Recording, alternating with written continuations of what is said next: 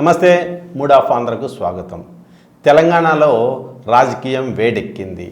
బహుశా ప్రస్తుత వాతావరణాన్ని చూస్తుంటే ప్రతీకార రాజకీయాలు ఏవో రాజ్యం వెళ్తున్నట్టు ఒక అనుమానం కలుగుతుంది. ఏసీబీ కేసు మాజీ మంత్రి బీఆర్ఎస్ వర్కింగ్ ప్రెసిడెంట్ కేటీఆర్ పైన నమోదైంది. ఈ కార్ రేస్ విషయంలో ప్రభుత్వ నిధులు దుర్వినియోగం చేసినాడని ఆయనతో పాటు ఒక ఐఏఎస్ ఆఫీసరు, అట్లనే ఒక ఇంజనీరు, మరికొందరిపైన ఏసీబీ కేసు నమోదైంది. ఏసీబీ కేసు నమోదైన వెంటనే ఈడీ కేసు కూడా నమోదైంది. ఈడీ కేసు అంటే ఆ తీవ్రతను మనం అర్థం చేసుకోవచ్చు.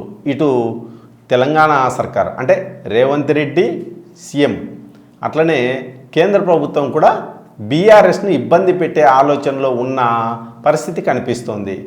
ఈ పరిణామాలను మనం ఏ విధంగా చూడాలి?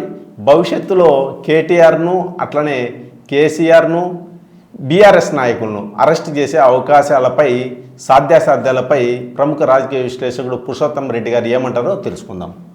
ఏం పురుషోత్తం గారు, అంటే ప్రతీకార రాజకీయాలుగా చూడొచ్చా, లేకపోతే నిజంగా అవినీతి జరిగిందని అట్లా ఏమన్నా చర్యలు తీసుకుంటున్నారని? ఈ కార్ రేస్కి సంబంధించి అది ఇంటర్నేషనల్ ఈవెంట్, అప్పుడు గ్లామరస్గా జరిగింది. అది దాంట్లో పెద్ద సంఖ్యలో నిధులు విదేశాలకు బదిలీ అయినాయి, లేకపోతే విదేశాల నుంచి వచ్చినాయి. ఇట్లాంటిది తీవ్రమైన అలిగేషన్స్ కాంగ్రెస్ పార్టీ అప్పుడు చేసింది, ఇప్పుడు అధికారులు ఉంది కాబట్టి ఆ విచారణ పేరుతో ముందుకెళ్తా ఉంది.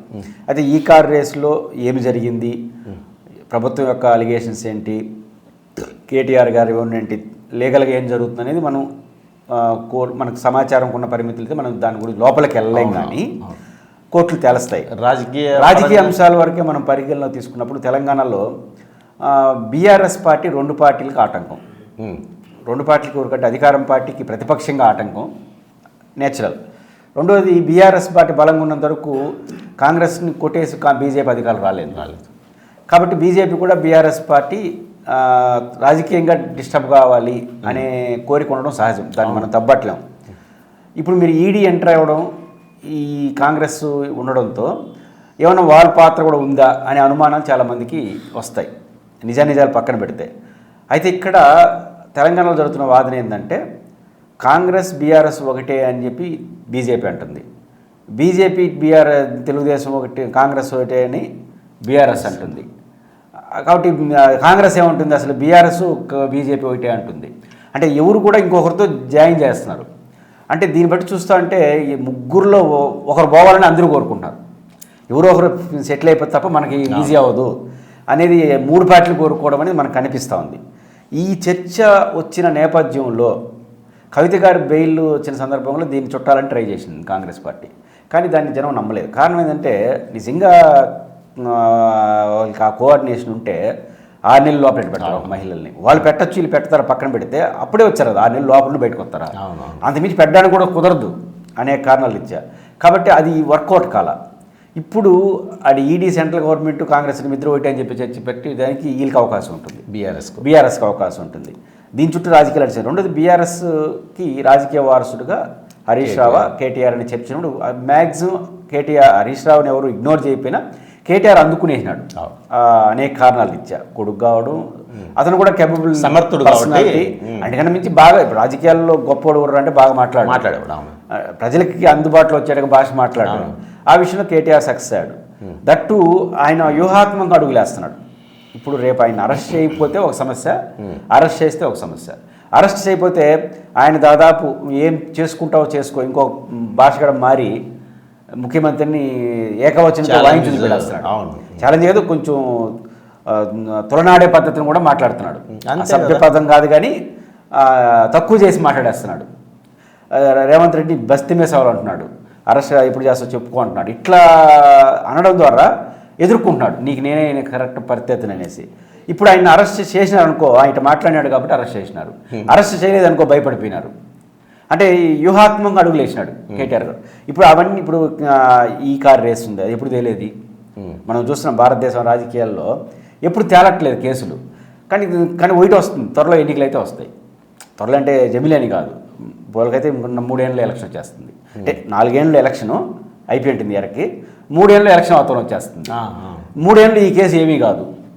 కాబట్టి ఇప్పుడు కేసు మీరు ఎంత వాదనలు చేసినా మన స్కిల్ డెవలప్మెంట్ కేసు చూసినా జగన్మోహన్ రెడ్డి కేసులు ఏవి చూసినా ఈ కేసు అరెస్ట్ అయిన తర్వాత కక్ష కాదనే చుట్టూ నడుస్తూ ఉంది తప్ప కేసు లోపలికి ఊరి వెళ్ళట్లేదు. దానికి కారణం ఏంటంటే కక్ష ప్రధానంగా కనపడడం ఒకటైతే చేసేవాడేం పెద్ద నిజాయితీపరుడు కాకపో. ఇప్పుడు నేను నిజాయితీపరుడు అంటే నీ మీద విమర్శ అర్థం ఉంది, నేను నీకన్నా అవినీతిపరుడు అయిన తర్వాత. కాబట్టి ఇది ప్రజల్లో డిఫరెన్స్ చూడట్లేదు. మీకు స్కిల్ డెవలప్మెంట్లో చంద్రబాబు నాయుడు గారు అరెస్ట్ చేసినా, సిబిఐ కేసులో జగన్ గారు అరెస్ట్ అయినా, ఇక్కడ రేవంత్ రెడ్డి గారు ఓటుకు నోటు కేసులో అరెస్ట్ అయినా, ఓటుకు నోటు కేసులో డైరెక్ట్గా వీడియోలో కనిపిస్తున్నాడు. కానీ అది కూడా పేలలేదు, రివర్స్లో వెళ్ళింది. ఎందుకంటే ఈయన బాగా గట్టిగా ఢీకొంటున్నాడు కాబట్టి రేవంత్ అరెస్ట్ చేసినారని వచ్చేసింది. అంటే అర్థం ఏంటంటే అరెస్ట్ అయిన వాళ్ళు అవినీతి ఉండొచ్చేమో కానీ అరెస్ట్ చేసిన వాళ్ళు అంతకన్నా గన్నులు. అందులో ప్రజలు అవినీతి కేసుల్లో ఎవరిని విశ్వసించట్లేదు. దీన్ని దృష్టిలో పెట్టుకోవాలి ఏ అధికార పార్టీ అయినా. మనం నిజమే కేసు పెడుతున్నాం అనుకుంటే కూడా కుదరదు, ప్రజలు నమ్మట్లేదు ఇద్దరిని. కాబట్టి అప్పుడు ఆ కక్ష సాధింపు తప్ప ఏం రావట్లేదు. ఇది కేటీఆర్ గుర్తించినాడు. కాబట్టి ఈ కేర్ రాశులు ఏమైతే అది అవునో వాళ్ళు చేసుకొని నా పని నేను పోతానండి.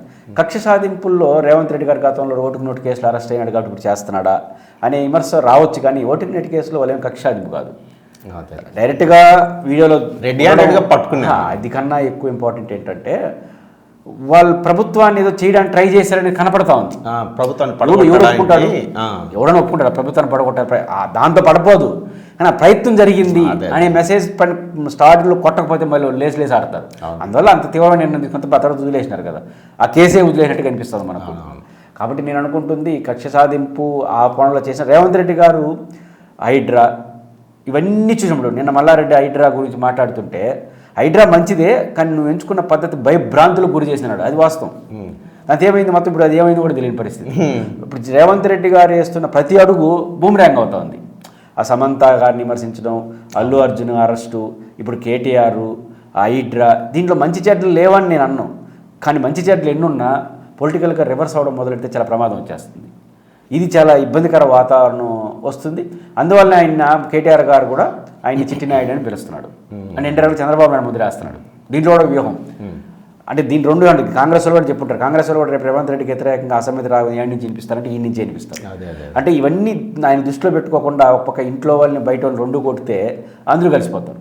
కాబట్టి రేవంత్ రెడ్డి గారు వేస్తున్న అడుగులు మంచి చెడ్డలు పక్కన పెడితే ఆ అడుగులు ఒకటొకటి బూమ్రాంగ్ అయితే 2-3 బూమ్రాంగ్ అయితే 4వది ఇంకా ఏమీ లేకుండా బూమ్రాంగ్ అయిపోతుంది. అందువల్ల కేటీఆర్ గారు చుట్టూ జరుగుతున్న రాజకీయాలు హరీష్ రావు కూడా అసెంబ్లీలో మన ఏదో సమావేశం అంతా యూజ్లెస్ ఫెలో అన్నాడు. అవునన్నాడు, దొంగ అని హరీష్ రావు దొరికిన దానికి కౌంటర్ దొంగ అని పదవి కూడా వినపడలేదు. కానీ అంటే ఒక ప్రభుత్వంలో ఉన్న వాళ్ళని ఒక పర్సనాలిటీ డైరెక్ట్గా యూజ్లెస్ ఫెలో అనడం అనేది ఆ తర్వాత ఏమన్నా అసెంబ్లీ, ఎందుకంటే వాడు దొంగ అనేది కనపడిపోయింది.